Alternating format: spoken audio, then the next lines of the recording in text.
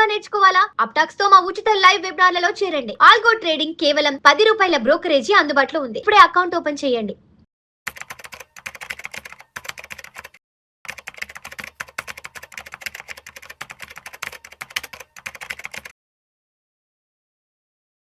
Hi, this is Lalitendranath, founder of golden ratio profile.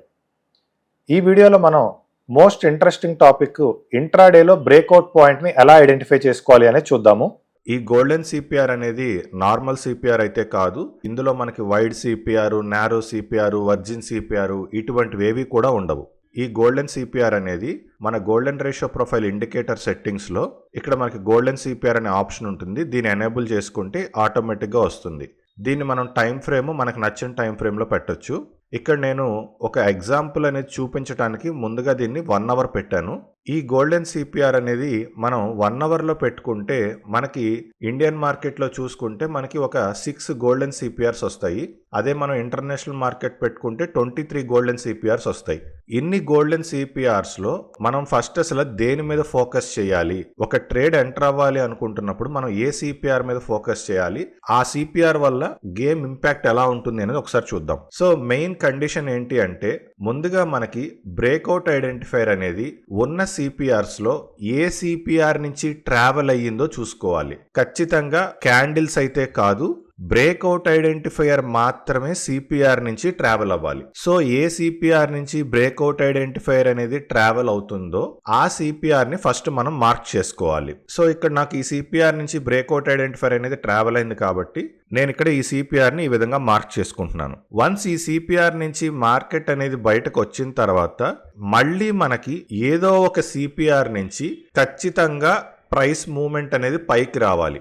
అప్పటి వరకు కూడా ప్రైస్ మూవ్మెంట్ కంప్లీట్ గా కిందకే ఉంటుంది. సో ఇప్పుడు నాకు ప్రైస్ మూవ్మెంట్ అనేది కొంచెం ఇక్కడ పైకి వచ్చినా గానీ ఏ సిపిఆర్ నుంచి అయితే ట్రావెల్ అయిందో ఆ బాక్స్ నేను డ్రా చేస్తే కరెక్ట్ గా ప్రైస్ అక్కడే రెస్పెక్ట్ చేసి మళ్ళీ మార్కెట్ అనేది కిందకు వచ్చేసింది. సో ఇక్కడ నాకు ఈ జర్నీలో ఎక్కడా కూడా వేరే ఏ సిపిఆర్ నుంచి కూడా బ్రేక్అవుట్ ఐడెంటిఫైర్ అనేది ట్రావెల్ అవ్వలేదు. కాబట్టి మళ్ళీ ఏదో ఒక సిపిఆర్ నుంచి బ్రేక్అవుట్ ఐడెంటిఫైర్ అనేది ట్రావెల్ అయ్యే వరకు కూడా నాకు ఈ సిపిఆర్ అనేది వ్యాలిడ్ లోనే ఉంటుంది. ఫర్ ఎగ్జాంపుల్ ఈ కేసు తీసుకుంటే నాకు ఇనీషియల్ గా బ్రేక్అవుట్ ఐడెంటిఫైర్ అనేది ఈ సిపిఆర్ నుంచి ట్రావెల్ చేసింది.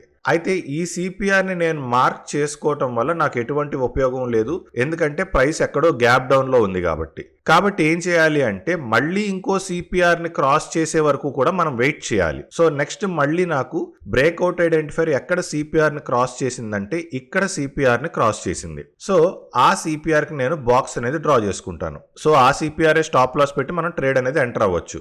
మళ్ళీ బ్రేక్అవుట్ ఐడెంటిఫైర్ అనేది నాకు ఏదో ఒక సిపిఆర్ నుంచి పైకి వస్తే తప్ప అప్పటి వరకు మార్కెట్ అనేది పెరగదు. సో ఇక్కడికి మనకి డే అనేది అయిపోయింది. నెక్స్ట్ డే స్టార్ట్ అయ్యేసరికి కూడా నాకు ఎక్కడా కూడా బ్రేక్అవుట్ ఐడెంటిఫైర్ అనేది ఏ సిపిఆర్ ని క్రాస్ చేయలేదు. ప్రీవియస్ డేలో బ్రేక్అవుట్ ఐడెంటిఫైర్ ఎక్కడైతే క్రాస్ చేసి కిందకు వచ్చిందో నెక్స్ట్ డే కూడా బ్రేక్అవుట్ ఐడెంటిఫైర్ అదే సిపిఆర్ ని క్రాస్ చేసి పైకి వచ్చింది. కాబట్టి ఇక్కడి నుంచి మనకి మళ్ళీ బుల్లిష్ మూవ్మెంట్ అనేది స్టార్ట్ అయింది. ఇక్కడ మీరు జాగ్రత్తగా ఐడెంటిఫై చేస్తే ఈ సిచ్యువేషన్ లో బ్రేక్అవుట్ ఐడెంటిఫైర్ సిపిఆర్ నుంచి ట్రావెల్ అవ్వలేదు, పక్క నుంచి ట్రావెల్ అయింది. ఇది చాలా ఇంపార్టెంట్. సో మనకి ఖచ్చితంగా బ్రేక్అవుట్ ఐడెంటిఫైర్ అనేది సిపిఆర్ నుంచి మాత్రమే ట్రావెల్ అవ్వాలి. అప్పుడే ఆ సిపిఆర్ అనేది వ్యాలిడ్ సిపిఆర్. ఇండియన్ మార్కెట్ లో లాస్ట్ లో మనకి ఒక 15 మినిట్స్ ఎక్స్ట్రా సెషన్ ఉంటుంది. సో ఈ సిపిఆర్స్ ని పెద్దగా పట్టించుకోవద్దు. మెయిన్ గా 1 అవర్ సిపిఆర్స్ ని మాత్రమే ఫోకస్ చేయండి.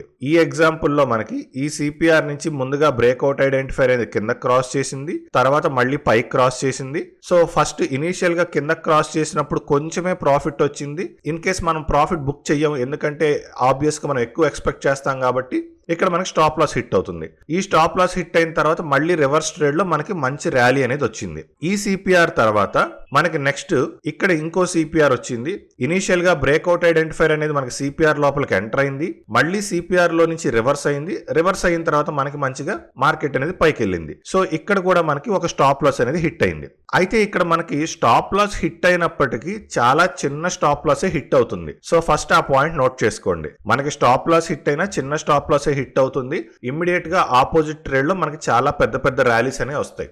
అయితే అసలు ఆ స్టాప్ లాస్ ఎందుకు హిట్ అవుతుంది, దాన్ని మనం ఎలా ఓవర్కమ్ చేయాలి, దీనికి ఏదన్నా సొల్యూషన్ ఉందా అంటే ఖచ్చితంగా ఉంది.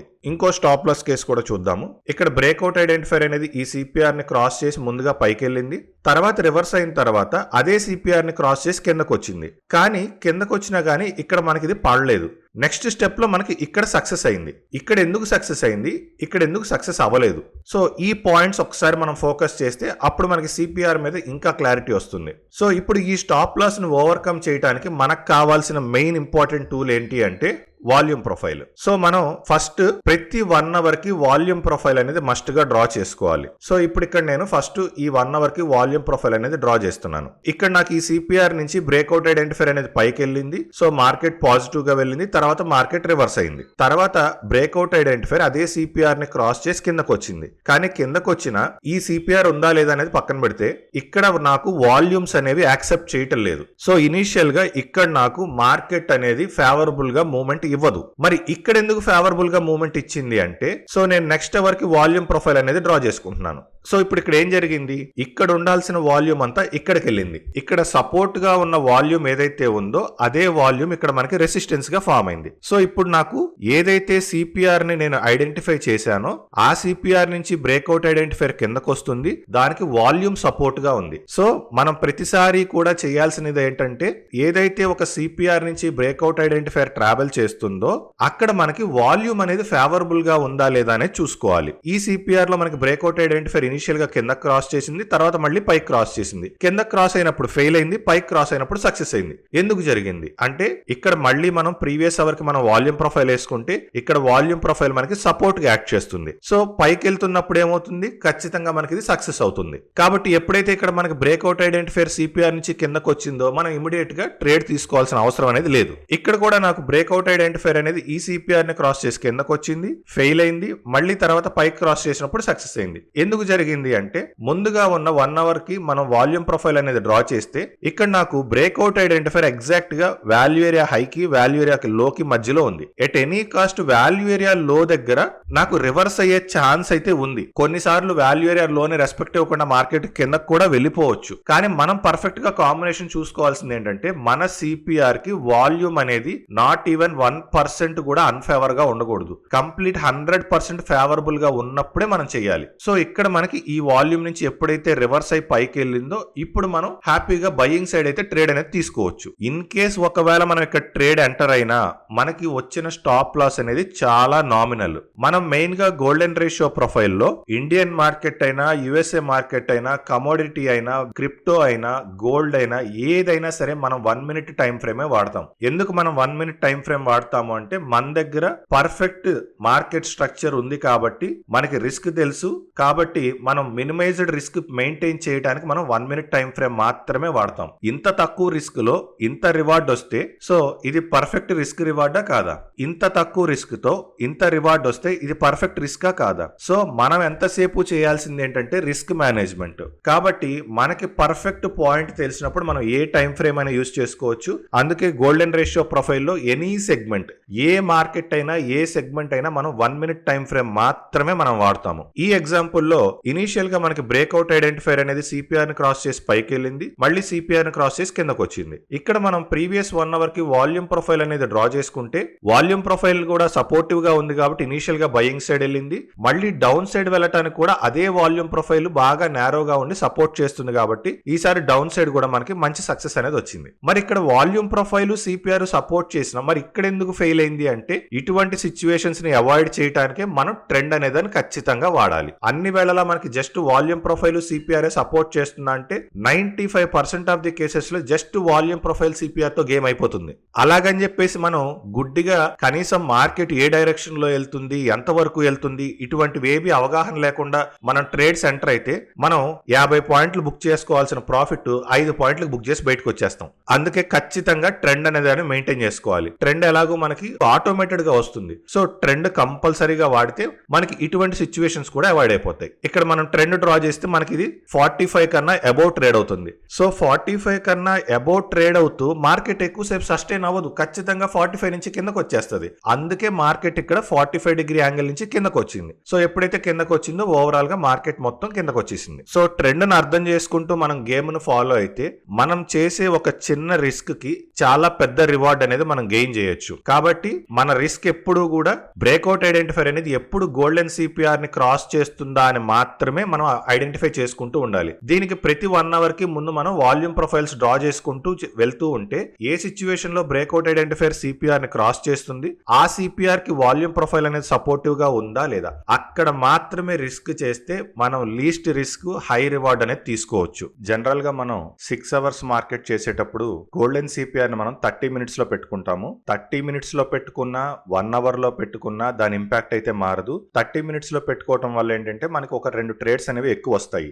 కానీ 30 మినిట్స్ లో పెట్టినా 1 అవర్ లో పెట్టినా రూల్ అనేది రూలే. 30 మినిట్స్ లో పెడితే ప్రతి 30 మినిట్స్ వాల్యూమ్ ప్రొఫైల్ ని ఫోకస్ చేసుకోవాలి. 1 అవర్ లో పెడితే ప్రతి 1 అవర్ కి మనం వాల్యూమ్ ప్రొఫైల్ ని కంబైన్ చేసుకోవాలి. మనం సిపిఆర్ ని అబ్జర్వ్ చేసేటప్పుడు ఇక్కడ మనకి ఫస్ట్ ఈ సిపిఆర్ దగ్గర బ్రేక్అవుట్ ఐడెంటిఫైర్ కిందకు వచ్చింది, మళ్ళీ పైకి వెళ్ళింది. ఇది మార్క్ చేసుకున్నాం. ఈ మార్క్ చేసుకున్న తర్వాత నెక్స్ట్ మనకి బ్రేక్అవుట్ ఐడెంటిఫైర్ ఈ సిపిఆర్ నుంచి క్రాస్ చేసింది. ఈ సిపిఆర్ నుంచి క్రాస్ చేసిన తర్వాత మనం ఈ ప్రీవియస్ గా ఏదైతే ఉందో దీన్ని మనం డిలీట్ చేసుకోవాలి. అదేవిధంగా సేమ్ డైరెక్షన్ లో మళ్ళీ ఇంకో సిపిఆర్ ని క్రాస్ చేస్తే మనం ఆ సిపిఆర్ ని కూడా మార్క్ చేసుకోవాలి. అప్పుడు ఈ సిపిఆర్ ని డిలీట్ చేసుకోవాలి. ఫర్ ఎగ్జాంపుల్ ఇక్కడ మనకి ఇది ఒక సిపిఆర్ అని అనుకోండి, జస్ట్ ఇది ఒక సిపిఆర్ అని జస్ట్ అనుకోండి. ఈ సిపిఆర్ క్రాస్ చేసిన తర్వాత మనం ఈ సిపిఆర్ ని మార్క్ చేసుకోవాలి, దీన్ని డిలీట్ చేసుకోవాలి. ఎందుకంటే మనకి మార్కెట్ రివర్స్ అయ్యింది అనుకోండి, అంటే ఏ సిపిఆర్ నుంచి కూడా ట్రావెల్ అవ్వకుండా మార్కెట్ రివర్స్ అయింది అనుకోండి, ఖచ్చితంగా మళ్ళీ ప్రీవియస్ ఏదైతే బ్రేక్ అయిందో ఆ జోన్ నుంచే ట్రావెల్ అవుతుంది. అప్పుడు మనం దీన్నే స్టాప్ లాస్ గా పెట్టుకొని మళ్ళీ మనం ఎంట్రీ అనేది తీసుకోవచ్చు. సో ఎప్పటికప్పుడు సిపిఆర్ ఎన్నిసార్లు ఏ డైరెక్షన్ లో అయినా సరే ఎన్నిసార్లు బ్రేక్అవుట్ ఐడెంటిఫైర్ సిపిఆర్ ని క్రాస్ చేస్తూ ఉంటే అన్నిసార్లు మనం సిపిఆర్ ని మార్క్ చేసుకుంటూ ఉండాలి. ప్రీవియస్ గా మార్క్ చేసుకుని డిలీట్ చేసుకోవాలి. ఎప్పటికప్పుడు ఓన్లీ ఫ్రెష్ సిపిఆర్ మాత్రమే ఉండాలి. ఎందుకంటే మార్కెట్ రివర్స్ అయినప్పుడు ఒక కొత్త సిపిఆర్ నుంచి రివర్స్ అవ్వకుండా మనం లేటెస్ట్ గా ఏదైతే మార్క్ చేసుకున్నామో ఆ సిపిఆర్ నుంచి కూడా రివర్స్ అవుతుంది మార్కెట్. కాబట్టి ఎప్పటికప్పుడు మనం ఎన్నిసార్లు బ్రేక్అవుట్ ఐడెంటిఫైర్ సిపిఆర్ని క్రాస్ చేస్తూ ఉంటే అన్నిసార్లు ఆ సిపిఆర్ని మనం మార్క్ చేసుకోవాలి. సో చూసారు కదా, గోల్డెన్ సిపిఆర్ ద్వారా మనం ఇంట్రాడేలో బ్రేక్అవుట్ పాయింట్ని ఏ విధంగా ఐడెంటిఫై చేస్తామో. Thank you.